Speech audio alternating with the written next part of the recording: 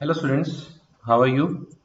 Students, कल जो आपको करवाया था हमने बात करी न्यूक्लियोफिलिक सब्स्टिट्यूशन की।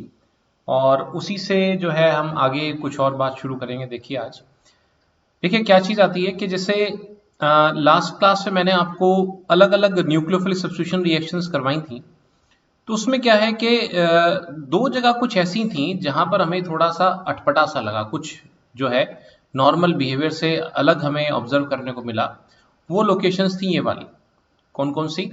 एक तो ये रिएक्शंस, ये वाली, ये और ये 4 रिएक्शंस ऐसी थी जिसमें अजीब क्या था, जैसे पोटेशियम साइनाइड लो तो साइनाइड ही बनता था, लेकिन सिल्वर साइनाइड लो तो आइसोसाइनाइड मिल रहा था। पोटेशियम नाइट्राइड लो तो नाइट्राइड ही मिल रहा था, लेकिन सिल्वर नाइट्राइड लो तो नाइट्रो एल्केन मिल रहा था। तो यहां पर बात आती है भी ऐसा क्यों। हमारा जो आज का सब्जेक्ट ऑफ कंसर्न है, हम इस चीज को पहले डिस्कस करेंगे भी ऐसा क्यों। ठीक है, तो हम जो है इसके बारे में बात करते हैं। देखिए जो है हेडिंग आप अपने पास लिख सकते हैं, ambient nucleophiles.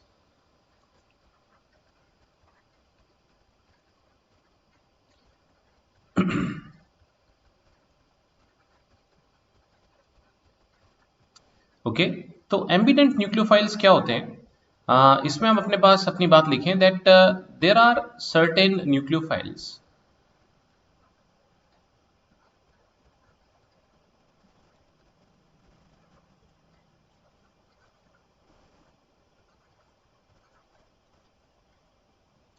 that have nucleophilic centers at two different atoms,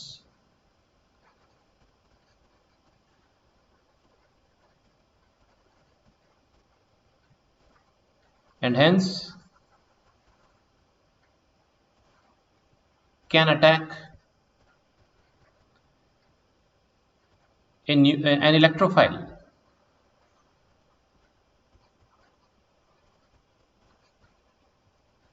from two different atoms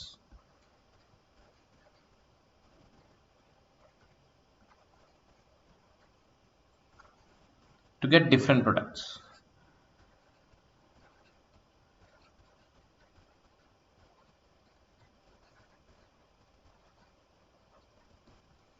for example इसकी कैटेगरी में आते हैं CN नेगेटिव। जैसे अगर अपन बात करें तो साइनाइड में क्या होता है कि जैसे आपके पास ये यहाँ पर नाइट्रोजन पर लोन पेयर होते हैं और कार्बन पे नेगेटिव चार्ज होता है, तो कार्बन पे भी लोन पेयर होते हैं। तो न्यूक्लियोफिलिक साइट्स इसकी कार्बन और नाइट्रोजन दोनों। नाइट्राइट में भी ऐसे ही होता है, ये नेगेटिवली चार्ज ऑक्सीजन है तो इसके पास 1 2 3 4 5 6 और 7 और 8 इस तरीके से हो गए, 8 इलेक्ट्रॉन्स हो गए इसके पास। ये भी नेगेटिवली चार्ज या नेगेटिव रिच साइट होती है ऑक्सीजन, और नाइट्रोजन पर लोन पेयर होता है और उसके बाद यहाँ पर ऑक्सीजन 1 2 3 4। तो इसके पास भी नाइट्रोजन और ऑक्सीजन दो अलग अलग एटम्स होते हैं जहां से ये जो है बॉन्ड बना सकता है। न्यूक्लियोफिलिक इलेक्ट्रॉन रिच साइट्स हैं। कोई इलेक्ट्रोफिलिक यानी इलेक्ट्रॉन डेफिशिएंट साइट मिलेगी तो दो अलग अलग जगहों से अटैक कर सकता है। पहली बात तो ये कि एम्बिडेंट न्यूक्लियोफाइल्स होते क्या है। ठीक है, बिल्कुल जैसे हमने कोऑर्डिनेशन कंपाउंड से पढ़ा था एम्बिडेंटेट लिगेंड्स थे, वैसे ही समझ लो आप कि ये जो एम्बिडेंट न्यूक्लियोफाइल्स हैं दो अलग अलग एटम से ये बॉन्डिंग कर सकते हैं यानी अटैक कर सकते हैं किसी इलेक्ट्रोफाइल पर। अब बात ये आती है, हमें समझना है कि जब आप जैसे मान लीजिए पोटेशियम साइनाइड यूज कर रहे हैं तब तो क्या होता है कि आपको जो है साइनाइड ही मिलता है, एल्केन नाइट्राइल ही मिलता है। लेकिन जब आप सिल्वर साइनाइड यूज करते हैं तो इंस्टेड ऑफ गेटिंग जो है आपको जो उसमें नाइट्राइल की जगह पर आइसोनाइट्राइल मिलता है। देखिए पहले हम इस बात को समझते हैं और फिर अब उसको अपने शब्दों में लिखेंगे।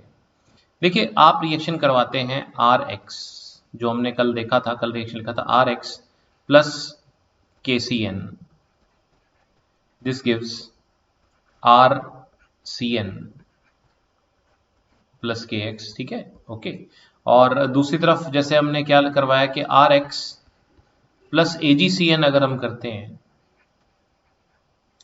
तो आपको RCN की जगह RNC मिलता है प्लस AgX आपको इस तरीके से मिलता है। अब दिस इज आवर टारगेट, हम इस चीज को डिस्कस करने वाले हैं भी ऐसा क्यों होता है, कैसे होता है। देखिए क्या होता है, सबसे पहले हम जो है फर्स्ट रिएक्शन पर फोकस करते हैं। तो इसमें क्या होता है कि जो पोटेशियम साइनाइड होता है वो प्रीडोमिनेंटली आयनिक होता है, तो ये बड़ी आसानी से आयोनाइज कर जाता है। ठीक है, तो होता क्या है कि जैसे R और X ये टूटेगा तो क्या बनाएगा, पहले हम पहली वाली रिएक्शन को डिस्कशन कर रहे हैं, शब्दों में नहीं लिख रहे। तो जो है इससे क्या बनेगा, R पॉजिटिव और X नेगेटिव बन जाएगा, एग्रीड। इधर हमारा जो KCN है वो प्रिडोमिनेंटली आयनिक है, यानी कि आप ये कह दें कि ये जो बॉन्ड है प्रिडोमिनेंट, मतलब मेनली इसका आपको पता ही है एल्कली मेटल्स के जो होते हैं बॉन्डिंग, तो बहुत ज्यादा आयनिक कैरेक्टर बहुत ज्यादा होता है उसके अंदर। तो आपको क्या इसमें बड़ी इजीली K पॉजिटिव और CN नेगेटिव मिल जाता है।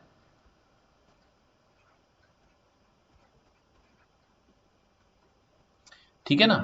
और जो है इस कारण से क्या होता है कि अब जब ये आपका साइनाइड हो गया, तो अब क्या है कि जैसे इस साइनाइड ने अटैक कर देना है इस कार्बन पे हमारे, क्योंकि कार्बन कार्बन बॉन्ड्स जो होते हैं कार्बन नाइट्रोजन के मुकाबले कंपैरेटिवली जो है स्ट्रॉन्गर होते हैं। तो यहाँ पर जो है प्रेफरेंस में ये जो है आपके पास होगा क्या कि जो R पॉजिटिव है ये साइनाइड के कार्बन से जो है ना ये जाके उस पर जाके जुड़ेगा और आपको जो है साइनाइड मिलता है इसके अंदर।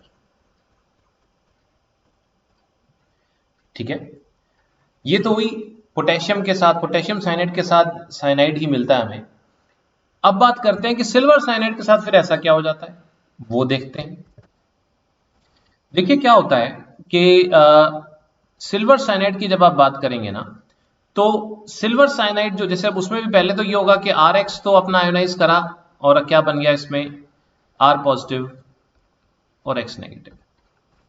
लेकिन जो सिल्वर साइनाइड होता है ना वो प्रीडोमिनेंटली कोवलेंट होता है। कोवलेंट होने के मतलब क्या होता है, वो जल्दी से आयोनाइज नहीं करता, तो वो ऐसा ही रहता है एज इट इज। तो ऐसे केस में क्या होता है कि अब आप समझ सकते हैं कि जो मेन न्यूक्लियोफिलिक साइट जो अवेलेबल रहती है सार पॉजिटिव के लिए वो रहती है नाइट्रोजन, ना कि कार्बन। तो पहले क्या होता है, मतलब इसमें क्या होता है कि साइमल्टेनियस प्रोसेस, जैसे AgCN है तो ये होगा क्या कि जो आपका AgCN ये बॉन्ड जल्दी से टूटता नहीं है, कोवलेंट होता है ना, टूटता नहीं है। तो इसमें क्या होता है कि जो आपका R पॉजिटिव है जब इसके पास जुड़ने के लिए आता है तो R पॉजिटिव के लिए कार्बन का ऑप्शन खुला ही नहीं होता, वो नाइट्रोजन पर जाकर जुड़ता है। तो इधर से नाइट्रोजन पर जाके जुड़ता है, तब जाके क्या होता है कि इसमें जो है आपके पास जो Ag पॉजिटिव इस तरीके से फिर बॉन्डिंग इसमें जो टूटती है, तो उसके कारण से क्या हो जाता है कि आपको जो है RNC मिलता है उसके अंदर, इंस्टेड ऑफ गेटिंग जो है इसमें अगर अपन कोवलेंट बॉन्ड्स की बात करें तो इसमें इस तरीके से आपको मिलेगा इसके अंदर। पर एक बार अपने इसको सिंपल बनाएं, RNC इस तरीके से आपको मिल जाता है और जो है AgX अलग हो जाता है।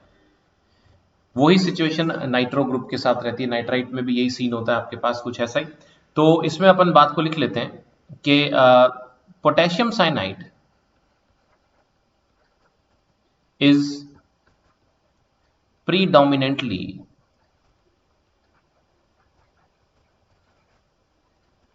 ionic, ठीक है ना, and provides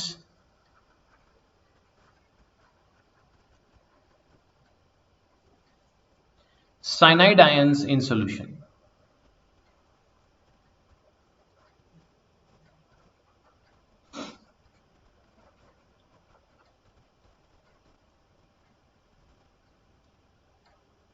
तो इसमें कहते हैं although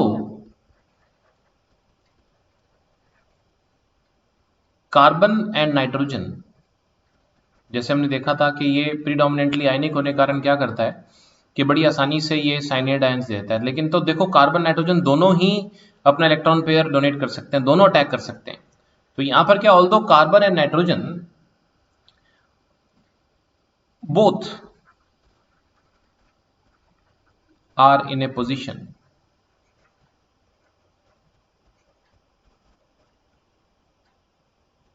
to donate electron pairs.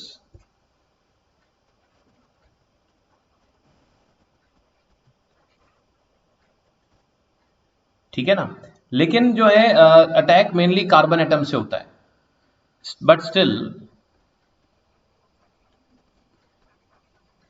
The attack mainly takes place from the carbon atom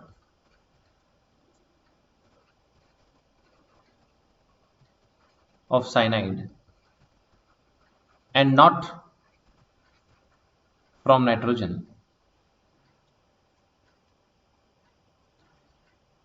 this is because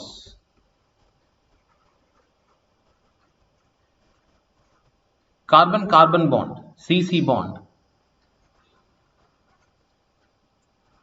is more stable। ये तो हमने पढ़ा ही हुआ है, कार्बन कार्बन बॉन्ड जो है स्टेबल बहुत होता है, कैटिनेशन हमने पढ़ी हुई, is more stable then CN bond.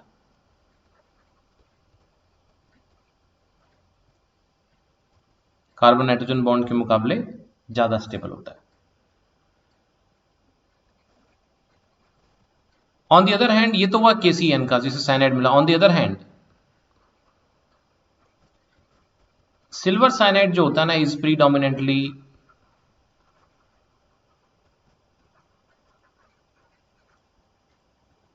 Covalent, ज्यादा नेचर उसका कोवलेंट होता है। तो क्या होता है कि इसमें जो है एंड सो नाइट्रोजन एटम, इसका फिर इसमें क्या होता है कि nitrogen atom is free to donate electrons, is only free, ये कह सकते हैं only free to donate electrons. ठीक है, to form isocyanide as the main product। इस तरीके से होता है। ठीक है ना, तो ये जो है इसी तरीके से सिमिलर रीजंस जो है पोटेशियम साइनाइड में भी क्या, पोटेशियम नाइट्राइट में भी क्या होता है कि जो है आयंस बन जाते हैं तो कार्बन ऑक्सीजन पे जाके जुड़ता है। लेकिन जब बात करते हैं सिल्वर नाइट्राइट की तो नाइट्रोजन जो है वो फ्री होता है इलेक्ट्रॉन्स जो डोनेट करने के लिए। तो इस तरीके से क्या होता है कि उसमें नाइट्रो एल्केन मिलता है। तो ये जो है एम्बिडेंट जो है न्यूक्लियोफाइल्स होते हैं और आपको जो है इसमें अलग अलग प्रोडक्ट्स मिल सकते हैं डिपेंडिंग अपॉन कि आप रिएजेंट कौन सा यूज कर रहे हैं। ठीक है, so this is all about जो initial introduction to nucleophilic substitution reaction. लेकिन जो है जो जैसा मैंने आपको लिस्ट बनवाई थी तो मैंने आपको उसमें बताया था कि न्यूक्लियोफिलिक सब्स्टिट्यूशन का हमने जो है मैकेनिज्म भी करना है, तो हम उसको समझने की कोशिश करेंगे अब। तो हेडिंग आप डालिएगा मैकेनिज्म ऑफ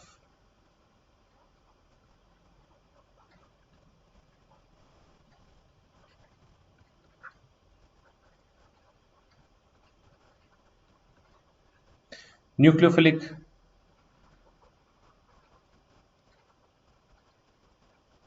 सब्स्टिट्यूशन रिएक्शंस। ठीक है, न्यूक्लियोफिलिक सब्स्टिट्यूशन रिएक्शंस की हम जो है बात करते हैं यहां पर। तो देखिए क्या होता है कि जो है this reaction has been found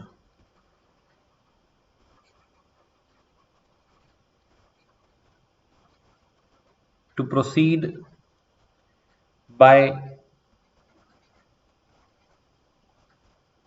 two different mechanisms।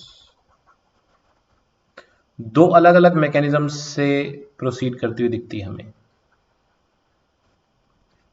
ठीक है, सबसे पहला जो है वो कहलाता है सब्स्टिट्यूशन,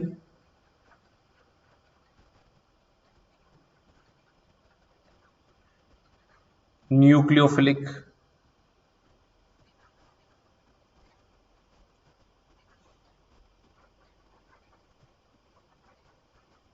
बायोमोलिकुलर, और इसको लिख देते हैं SN2। और सब्स्टिट्यूशन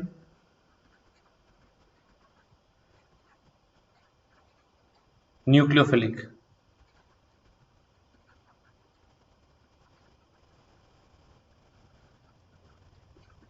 यूनिमोलिकुलर, इसको SN1 लिख देते हैं हम ऐसे। ठीक है, तो दो मैकेनिज्म्स पाथ ये फॉलो कर सकता है, SN2 और SN1। तो पहले हम देखते हैं इसके अंदर SN2 को देखते हैं। ठीक है, तो इसका जो अगर हम मैकेनिज्म की बात करें तो मैकेनिज्म में बेसिकली जैसे मान लो आपको पता है ये भी हेलो एल्केन और न्यूक्लियोफाइल का रिएक्शन होगा, जिसमें हेलोजन हेलाइड जो लिविंग ग्रुप होगा और न्यूक्लियोफाइल दूसरा कोई आके लग जाएगा। मान लो न्यूक्लियोफाइल हाइड्रोक्साइड आयन है, हेलो एल्केन से अपने को अल्कोहल बनाना है जैसे, तो क्या होगा इसके अंदर कि जैसे मान लीजिए ये CH3Cl है, जैसे हम क्या कर रहे हैं कि रिएक्शन जो है CH3Cl क्लोरोमीथेन और सोडियम हाइड्रोक्साइड एक्वस के बीच में रिएक्शन करवाते हैं। तो ये जो है सोडियम हाइड्रोक्साइड एक्वस जो है OH नेगेटिव आयंस जो है ये प्रोवाइड करता है। ठीक है, तो जो है इसको हम जरा समझने की कोशिश करेंगे। तो अब देखिए क्या है कि ये एक ही स्टेप में हो जाता है, यानी कहने का मतलब ये है, जैसे अगर हम इसको थोड़ा सा ड्रॉ करके दिखाना चाहें तो जैसे देखिए अगर आपको ध्यान हो, ये CH3Cl को मैं बना रहा हूँ, ये Cl, ठीक है। उसके बाद एक सॉलिड वेज होता है ना, ये सॉलिड वेज जो होता है प्लेन ऑफ पेपर से ऊपर की तरफ होता है, बीच में जो है जहाँ पर कुछ नहीं बनाया मैंने डॉट, जहाँ सब जुड़ रहे हैं वहाँ कार्बन है ही, तो एक H यहाँ पर आ गया, और एक डैश्ड वेज होता है, डैश्ड वेज जो होता है पेपर के प्लेन में अंदर की तरफ होता है। ठीक है, तो वो ऐसे आएगा आपके पास।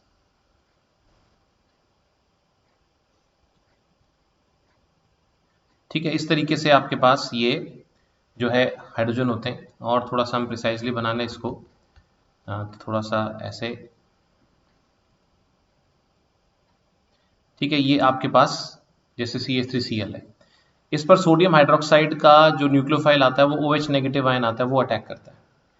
जब ये अटैक करता है ना तो हमें ये साफ साफ दिखता है इसके अंदर कि ये जो है एक बीच में, जैसे आप समझिए कि ये एक ट्रांजिशन स्टेट आती है, इंटरमीडिएट स्टेट कह सकते हैं, जिसमें हमें ऐसा लगता है कि कार्बन जो है वो 5 बॉन्ड बना रहा है। एक्चुअली क्या हो रहा होता है उसमें, जैसे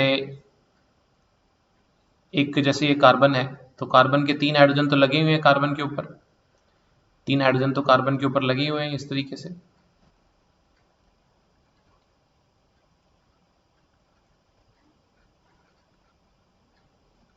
है ना। और ये जो है ये दिखाते हैं भी क्लोरीन के साथ तो बॉन्ड जो है वो टूटना शुरू हो गया,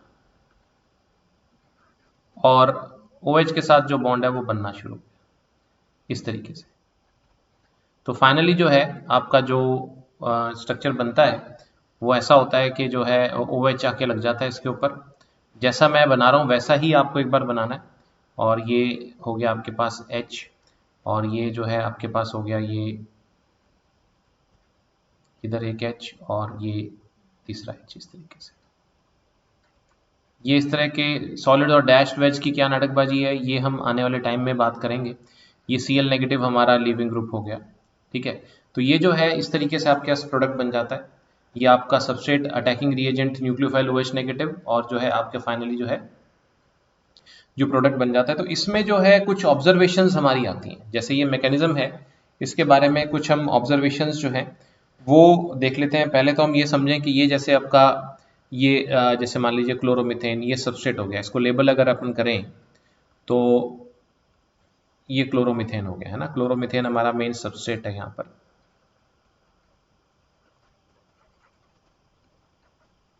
ये न्यूक्लियोफाइल है, ठीक है ना। ये इंटरमीडिएट ट्रांजिशन स्टेट है।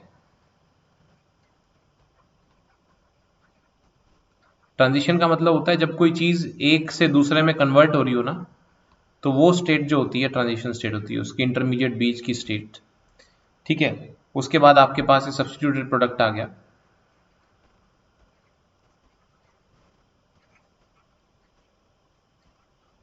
और ये हमारा लिविंग ग्रुप हो गया, बेचारा छोड़ के जो चला गया हैलाइड आयन, ये लिविंग ग्रुप हो गया। जो मेन अपना रिएक्टेंट होता है रिएजेंट कहलाता है ना, जो सॉरी उसको बोलते हैं आप सबस्ट्रेट, जिसके ऊपर रिएजेंट अटैक करता है सबस्ट्रेट। ये न्यूक्लियोफाइल जो होता है ये होता है रिएजेंट, अटैकिंग रिएजेंट होता है, अटैकिंग स्पीशीज होती है। तो ये इस तरीके से हो गया। अब जो है ये मैकेनिज्म को हम ध्यान में रखते हुए कुछ पर्टिकुलर ऑब्जर्वेशंस निकालते हैं इसके बारे में, वो हम देखते हैं। ऑब्जर्वेशंस क्या क्या आती हैं हमारे पास, पर्टिकुलरली जब हम SN2 मैकेनिज्म की बात कर रहे हैं।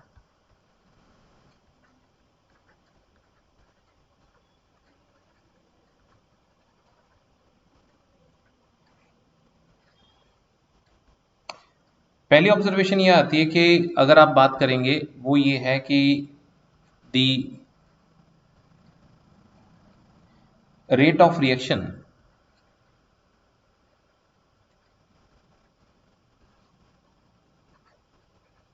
For SN2 mechanism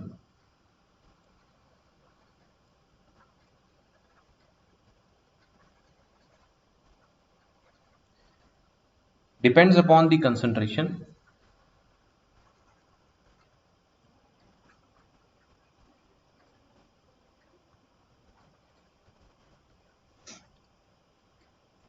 of both the reactants, दोनों रिएक्टेंट्स की कंसंट्रेशन पे डिपेंड करता है। मतलब जो है that is the halo alkane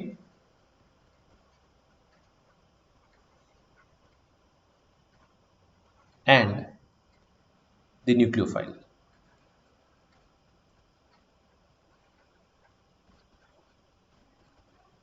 halo alkane और न्यूक्लियोफाइल दोनों के लिए, यानी इसके लिए क्या आता है कि अगर हम रेट इक्वेशन लिखेंगे तो रेट का फॉर्मूला आएगा रेट इज इक्वल टू के इंटू जो है CH3 हमने लिया जैसे Cl, और साथ में हमने जो है मान लो हाइड्रोक्साइड आयन, दोनों की यानी कि हेलो एल्केन भी और न्यूक्लियोफाइल भी दोनों की कंसंट्रेशन पे डिपेंड करेगा। ठीक है, तो जो है इसमें यानी इसमें जो पावर होती है यहाँ पर आप समझ सकते हैं, ऑर्डर हमने पढ़ा हुआ है केमिकल काइनेटिक्स में, यहाँ पर इसका ओवरऑल ऑर्डर 2 आता है। ठीक है, तो hence the order and molecularity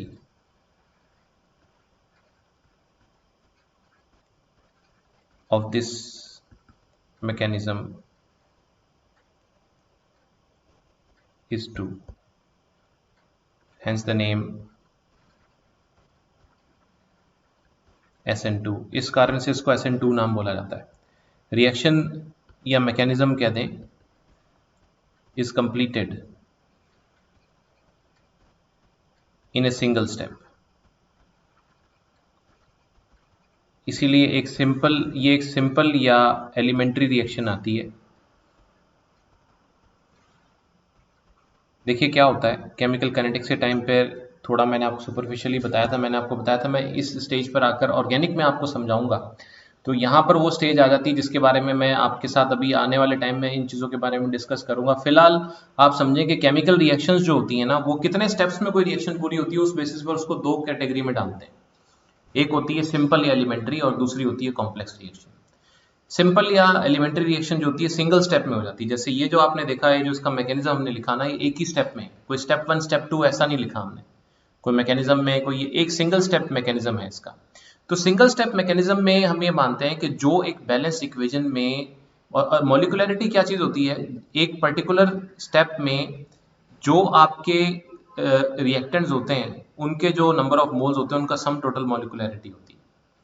दोबारा सुनिएगा, मॉलिक्यूलरिटी क्या होती है कि जैसे अगर आप स्टेप्स लिखते हैं किसी रिएक्शन के, ठीक है ना, अपने को पता ही है कि जो कॉम्प्लेक्स रिएक्शंस होती है मल्टीपल स्टेप्स होते हैं, मैकेनिज्म जो लिखते हैं स्टेप 1 ये, स्टेप 2 ये, तो वो जो हर स्टेप में जो रिएक्टेंट्स की कंसंट्रेशन है या रिएक्टेंट्स के नंबर ऑफ मोल्स है उनका सम टोटल मॉलिक्यूलरिटी कहलाती है। ठीक है, तो जो है कॉम्प्लेक्स रिएक्शंस की अलग नाटकबाजी है, लेकिन अगर हम सिंपल रिएक्शंस जैसे कि ये रिएक्शन इसकी बात करें तो सिंपल रिएक्शन की मॉलिक्यूलरिटी जैसे साफ साफ दिख रहा है यहाँ पर, इस पर्टिकुलर रिएक्शन की मॉलिक्यूलरिटी 2 है, 1 मोल क्लोरोमीथेन और 1 मोल न्यूक्लियोफाइल इसके अंदर लग रहा है। तो नॉर्मली जो है एक सिंपल रिएक्शन जो होती है, सिंपल रिएक्शन या एलिमेंट्री रिएक्शन उसको बोलते हैं जो एक सिंगल स्टेप में पूरी हो जाती है, मल्टीपल स्टेप्स में नहीं होती। तो उसमें जो एक पर्टिकुलर स्टेप की मॉलिक्यूलरिटी होती है, मतलब पर्टिकुलर जो आपकी रिएक्शन एक ही है उसकी जो मॉलिक्यूलरिटी है वही आमतौर पर उसका ऑर्डर होता है। तो ये जो है इसमें जो रिएक्शन है, इसमें ये पर्टिकुलर रिएक्शन को देखेंगे तो आपको दोनों का जो है 1 मोल देखने को मिलेगा, इसका भी 1 मोल और इसका भी 1 मोल, तो मॉलिक्यूलरिटी टोटल 2 हुई स्टेप की। ठीक है, और ऑर्डर भी इसका 2 ही हो गया क्योंकि क्या है कि ये एक सिंपल या एलिमेंट्री रिएक्शन है। ठीक है, तो reaction is completed in single step, तो ये सिंपल या एलिमेंट्री रिएक्शन है, इसीलिए इसकी मॉलिक्यूलरिटी और ऑर्डर दोनों क्या आता है इसके आपके पास सेम आता है, 2 आता है आपके पास। तो इसीलिए इसको bye molecular nucleophilic substitution, bye molecular, क्योंकि मॉलिक्यूलरिटी 2 है, यानी कि ऐसी रिएक्शंस हेलो एल्केन्स और न्यूक्लियोफाइल दोनों की कंसंट्रेशन पे बराबर डिपेंड करती है। ठीक है, तो उसके सिवाय जैसे और बातें अगर अपने इसके अंदर जो सीखें वो क्या है कि जो है दिस मैकेनिज्म, ये जो है अपने को भी ध्यान रखनी है, आगे बात करेंगे। मैकेनिज्म is accompanied with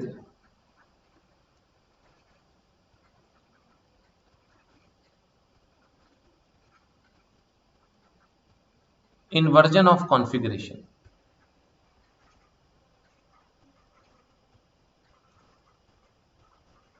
एक फिनोमिना होता है इसको क्या बोलते हैं, इन्वर्जन ऑफ कॉन्फ़िगरेशन। ये क्या चीज़ है, कैसे होता है, ये हमारा सब्जेक्ट ऑफ कंसर्न आगे रहेगा। फिलहाल तो आप ये चीज़ अपने पास नोट करके रख लें, इस पर हम वापस आएंगे जब हम स्टीरियोकेमिकल एस्पेक्ट्स पढ़ेंगे, है ना। काफ़ी सारी बातें, ढेरों बातें करनी है इसमें, तब हम इसके बारे में बात करेंगे। ठीक है, अब देखिए क्या है आगे, देखिए वो ये है कि जो इसमें रिएक्शन की अगर आप बात करें तो high concentration of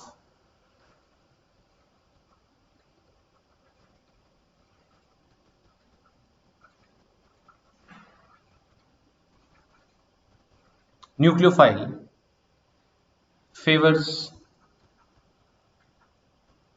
SN2 mechanism. मतलब अगर आप बात करेंगे न्यूक्लियोफाइल किस तरह का, न्यूक्लियोफाइल की अगर बात करें तो क्या न्यूक्लियोफाइल से फर्क पड़ता है, तो हाँ फर्क पड़ता है। अगर आपका न्यूक्लियोफाइल, जैसे यहाँ पर इस पर्टिकुलर केस में मैंने एग्जांपल OH नेगेटिव लिया, अगर इसकी कंसंट्रेशन बढ़ाओगे तो रेट भी बढ़ेगा।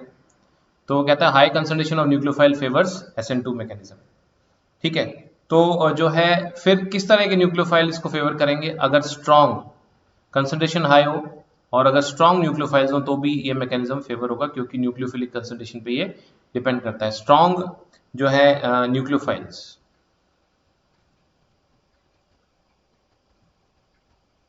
सच as hydroxide, alkoxide etcetera favour SN2 mechanism.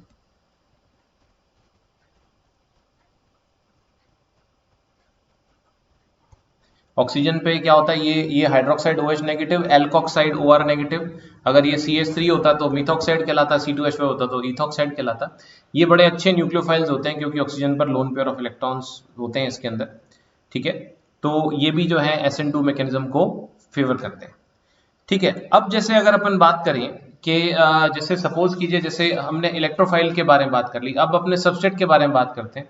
किस तरह के अपने हेलो एल्केन्स इस रिएक्शन मैकेनिज्म को फेवर करेंगे, किस तरह के हेलो एल्केन्स इसको फेवर करेंगे, उसकी अगर अपन बात करें तो मान लो हेलोजन सेम है और अपना जो है एल्काइल ग्रुप जिस तरह के कार्बन के किस तरह के कार्बन पे हेलोजन लगा उसके अगर बात करें तो देखिए रिलेटिव ऑर्डर ऑफ रिएक्टिविटी क्या होता है। हम नया पेज ले लेते हैं।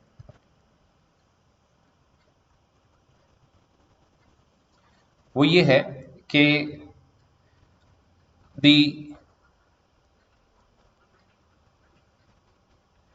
Relative order of reactivity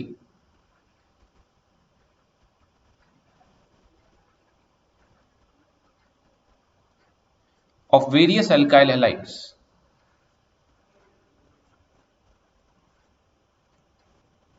having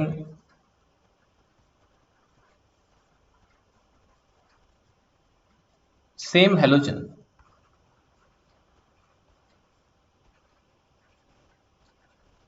but different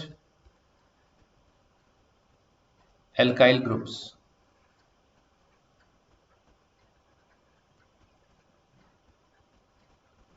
towards SN2 mechanism is सबसे फास्ट इसमें मिथाइल हैलाइड, अगर हेलोजन सेम है तो सबसे फास्ट इस मैकेनिज्म को मिथाइल हैलाइड फॉलो करेगा, followed by any other primary halide, followed by any other secondary halide, followed by any other tertiary halide। ये ऑर्डर आएगा आपके पास SN2 मैकेनिज्म के लिए। रीजन को भी समझिए आप। रीजन क्या है कि in this mechanism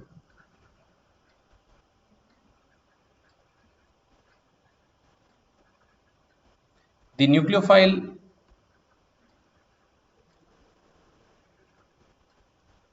attacks from the rear side, that is the side opposite to halogen, due to which it has to face maximum steric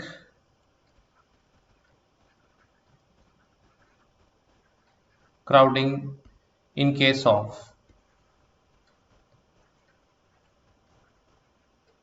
tertiary halides. देखिए क्या होता है, आप बात को समझिएगा। जैसे क्या होता है इस मैकेनिज्म में, हमने देखा जैसे मान लो एक कार्बन के ऊपर लगा हुआ है क्लोरीन और ये हाइड्रोजन। जैसे अभी ये लिखने की जरूरत नहीं है, तो मैं एक बार ये पार्ट एक बार मैं लिख रहा हूँ, जो इसको मैं भी इरेज कर दूंगा। यहाँ तक का पोर्शन अगर आप साथ साथ नोट्स बना रहे यहाँ तक का लिख लो, तो उसके बाद आप वीडियो कंटिन्यू देखो, लेकिन जो है बात को समझना। अब जब न्यूक्लियोफाइल आता है ना, न्यूक्लियोफाइल आता है तो हमारा कार्बन भी तो इलेक्ट्रॉन रिच है, ये सॉरी क्लोरीन, हमारा क्लोरीन या जो भी हेलोजन है ये कौन सा कम है। तो ये जो है जब ये न्यूक्लियोफाइल, आप समझो बात को, न्यूक्लियोफाइल इधर अटैक करने के लिए आता है, मान लो न्यूक्लियोफाइल जो है इधर अटैक करने के लिए आता है, जब इधर अप्रोच करता है ना आने के लिए, तो इधर बैठा होता है हमारा हेलोजन।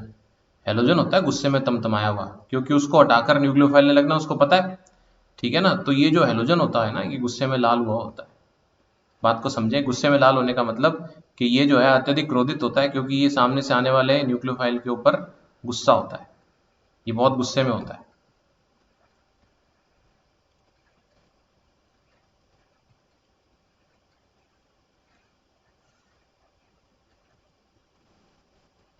ये बहुत गुस्से में होता है, तो न्यूक्लियोफाइल इधर से आने लगता है, खुद भी तो नेगेटिव रिच है, तो न्यूक्लियोफाइल इसकी तरफ आता है ना, तो इसको आने नहीं देता अपने पास, चल तू आया बड़ा, ठीक है, तो आने नहीं देता ना इसको अपनी तरफ। तो उससे क्या होता है कि न्यूक्लियोफाइल फिर कहता है भैया मैंने तो अटैक करना ही है, तो न्यूक्लियोफाइल अपना रास्ता बदल देता है। न्यूक्लियोफाइल रियर साइड से, जिस रियर से मतलब ये हुआ कि जिस तरफ पे आपका जो क्या नाम है, जो हेलोजन लगा हुआ है ना, उससे अपोजिट जिधर हाइड्रोजन वगैरह लगे उधर से एंट्री लेता है। इधर से तो क्या होता है, इधर से तो ये जो हेलोजन बैठा होता है अत्यधिक क्रोधित होता है, इसको आने देता है, यहाँ पर बहुत गुस्से में होता है, इसको आने देता है अपनी तरफ, है ना, ऑब्वियसली रिपेल करेगा नेगेटिव नेगेटिव। तो ये इसको हम रियर अटैक बोलते हैं। रियर अटैक से मतलब, रियर से मतलब क्या हुआ कि ये उस साइड से नहीं आ पाया जिस तरफ हेलोजन था, तो ये दूसरी तरफ से अटैक करता है। अब दूसरी तरफ से अटैक जब करता है तो उसका टारगेट क्या है इस न्यूक्लियोफाइल का, कि इसको इस कार्बन तक पहुंचना है। लेकिन इस कार्बन तक पहुंचने के लिए भी क्या होता है कि यहाँ पर पहरेदार बैठे होते हैं। कौन से?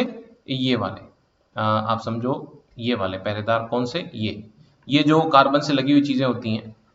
अगर तो ये छोटे छोटे से जो है ना जो हाइड्रोजन एटम्स होते हैं, तब तो ये आसानी से जगह बनाता है बीच में से, और इधर से बीच में जगह बनाता है और छोटे छोटे हाइड्रोजन एटम इसको जगह खुली खुली मिल जाती है और जो है आराम से निकल जाते हैं। लेकिन अगर यही ग्रुप्स जो हैं बड़े बड़े एल्काइल ग्रुप्स होते हैं, जैसे CH3 हो गया, ठीक है ना, आप समझो बात को, जैसे मान लो एल्काइल ग्रुप्स होते हैं CH3, तो इनका साइज बहुत, आकार बहुत बड़ा हो जाता है। तो बहुत बड़ा आकार होने पर क्या होता है, बल्की हो जाते हैं, भारी भरकम हो जाते हैं, और जब ये न्यूक्लियोफाइल इधर अंदर आना चाहता है ना, तो इसके सामने जो है रुकावट क्रिएट करते हैं, इसको जो है इस न्यूक्लियोफाइल को आने नहीं देते अंदर। तो जो है रुकावट, इसी प्रोसेस को हम स्टेरिक हिंड्रेंस या स्टेरिक क्राउडिंग बोलते हैं। भीड़वक्कड़ हो जाता है, भीड़ में से गाड़ी निकालना मुश्किल होता है, खाली सड़क खुली सड़क में से गाड़ी निकालना आसान होता है, वही सीन है। इसको हम क्या बोलते हैं, इसको हम बोलते हैं steric crowding, maximum steric crowding. थोड़ा सा इसमें और अपन एक बात लिख लें, ड्यू टू, यहां पर थोड़ा सा आप करेक्शन कर लेना या इंसर्ट करें, ड्यू टू बल्कि मतलब भारी भरकम एल्काइल ग्रुप्स, ठीक है ना। तो अब आप समझिए इस चीज को, मैं इसको इरेज कर रहा हूं। तो इस कारण से क्या होता है कि देखिए जो ऑर्डर ऑफ रिएक्टिविटी आता है वो सबसे फास्ट तो आएगा मिथाइल हैलाइड में। जैसे मान लीजिए मैं अगर मान लीजिए जैसे बात करूं, तो जैसे C और Cl लगा हुआ है सपोज करो, तो हाइड्रोजन है छोटे छोटे, कोई दिक्कत नहीं है, इस हाइड्रोजन वाले एंड से आना है तो खुला खुला जगह पे हाइड्रोजन छोटे छोटे होते हैं, तो मिथाइल हैलाइड सबसे फास्ट रिएक्ट कर जाता है। इस कार्बन तक पहुंचना न्यूक्लियोफाइल के लिए रियर साइड से आसान होता है। लेकिन फिर जैसे मान लो एक प्राइमरी हैलाइड होगा, तो प्राइमरी में क्या होगा कि एक मतलब CH3 CH2 Cl होगा, है ना, मान लो। तो कंपैरेटिवली क्या होगा, जैसे अपने अगर बात करें, जैसे यहाँ तो हाइड्रोजन तो थे छोटे छोटे से, ठीक है, लेकिन यहाँ पर क्या हुआ, हाइड्रोजन छोटे हैं, मगर अब क्या है कि एक मोटा पहरेदार आके खड़ा हो गया, and that is alkyl group, ये साइज में भारी है। तो कंपैरेटिवली इस एंड से जो जो हमारा न्यूक्लियोफाइल आएगा उसको थोड़ी दिक्कत महसूस होगी। तो मिथाइल हैलाइड्स कंपैरेटिवली फास्ट हो जाते हैं, प्राइमरी हैलाइड्स जो हैं कंपैरेटिवली स्लो होती हैं इसके अंदर। उसके बाद सेकेंडरी हैलाइड में क्या होगा, सेकेंडरी में फिर से मतलब आप समझ सकते हैं ऐसे सी पर, तो इसके अंदर 2 CH3 आके लग गए, एक H रह गया, 2 CH3 लग गए मान लो। तो this is a type of secondary halide. तो अब क्या होगा, इसमें हाइड्रोजन तो छोटा सा, मगर अब एल्काइल ग्रुप 2 भारी भारी एल्काइल ग्रुप्स हो गए। तो जो है पहरेदार, मोटे मोटे तगड़े वाले पहरेदार बढ़ रहे हैं, तो वो क्या, उस कार्बन तक पहुंचने में न्यूक्लियोफाइल को अब कठिनाई महसूस होती है। This is steric hindrance. Steric word आया स्टीरियो से, तो स्टेरिक हिंड्रेंस या स्टेरिक क्राउडिंग, भीड़ भक्कड़ शुरू हो गया। अब उसको 3 डायमेंशन में उसको इस कार्बन तक पहुंचने में समस्या महसूस हो रही है, क्योंकि बीच में जो CH3 भारी भरकम बल्कि मतलब भारी एल्काइल ग्रुप्स, जो भी, मैं तो CH3 बना रहा हूँ, और भी कुछ हो सकते हैं, ये उसको आने नहीं दे रहे इस कार्बन तक, जो उसका टारगेट कार्बन है वहां तक पहुंचने नहीं दे रहे। क्योंकि टारगेट कार्बन तक पहुंचेंगे, ठीक है ना, टारगेट कार्बन तक ये हमारा पहुंचेगा, तभी तो हम देखें ये वाली स्टेट आएगी, ये वाली स्टेट के यहाँ पर ये बॉन्ड बनने शुरू होंगे और इसके बॉन्ड टूटने शुरू होंगे। यहाँ तक पहुंचने नहीं देंगे अल्काइल ग्रुप्स, तो ऐसे कैसे हो पाएगा, ठीक है ना। तो इसीलिए क्या है कि सेकेंडरी में और ज्यादा परेशानी आती है, और टर्शरी में तो और भी ज्यादा परेशानी आती है, क्योंकि यहाँ पर क्या होता है कि और भी ज्यादा जो है अल्काइल ग्रुप्स और बढ़ जाते हैं, मोटे मोटे तगड़े तगड़े पहरेदार खड़े हो जाते हैं, कार्बन एटम तक पहुंचने देना जो है न्यूक्लियोफाइल का मुश्किल कर देते हैं। सो दैट इज कॉल्ड, इसको हम टेक्निकली क्या बोलते हैं, स्टेरिक हिंड्रेंस या steric crowding of bulky alkyl groups. तो इसमें से होते हुए निकलना, इनके बीच में से होते हुए निकलना न्यूक्लियोफाइल को बहुत दिक्कत हो जाती है। तो इसीलिए क्या होता है कि टर्शरी हैलाइड्स जो होती हैं इस केस में स्लोएस्ट SN2 मैकेनिज्म को फॉलो करना पसंद नहीं करती हैं, ठीक है। तो अब देखिए इसमें लास्ट ऑफ ऑल, इसमें जो एक और बात आती है जो हमें समझनी है इसके अंदर, ये तो हमने क्या किया कि जैसे हेलोजन सेम रखा, अगर मान लीजिए हम जो है अगर हम बात करें, अगर हेलोजन अलग अलग हो, एल्काइल ग्रुप सेम हो, तो क्या होगा, उसकी भी हम एक कंडीशन देख लेते हैं कि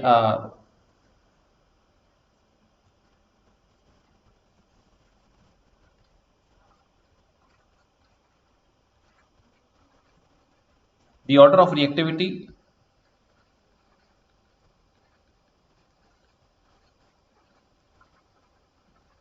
for same alkyl group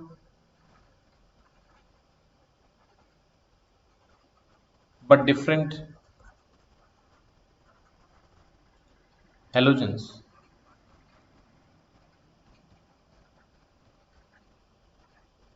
towards SN2 mechanism is, ठीक है। तो इसमें क्या होता है कि जो है सबसे फास्ट इसमें आयोडाइड्स करते हैं, और फिर जो है आपके ब्रोमाइड्स, और फिर जो है क्लोराइड्स, और सबसे लीस्ट जो है फ्लोराइड्स। मतलब आप समझो रीजन आपका आ ही गया। यहाँ पर जो है मैं दोबारा से रिपीट नहीं करूंगा, हल्का सा शॉर्ट में लिख देता हूँ। ये बात हम जानते ही हैं, due to low bond dissociation enthalpy of carbon iodine bond, ये किस लिए होता है, due to large size of iodine atom. तो इसीलिए क्या होता है, iodide ion is the best leaving group, छोड़ के चला जाता है, बेस्ट लिविंग ग्रुप है छोड़ के जाने वाला, ठीक है। सो आई होप आप इसको प्रॉपरली इसके नोट्स वगैरह बना लेंगे, एंड जो भी कोई डाउट वगैरह होगा फिर हम जो है इसको नेक्स्ट लाइव क्लास में जो है इसको हम डिस्कस कर लेंगे, ठीक है। सो अभी के लिए इतना ही करते हैं, bye from my side, see you tomorrow.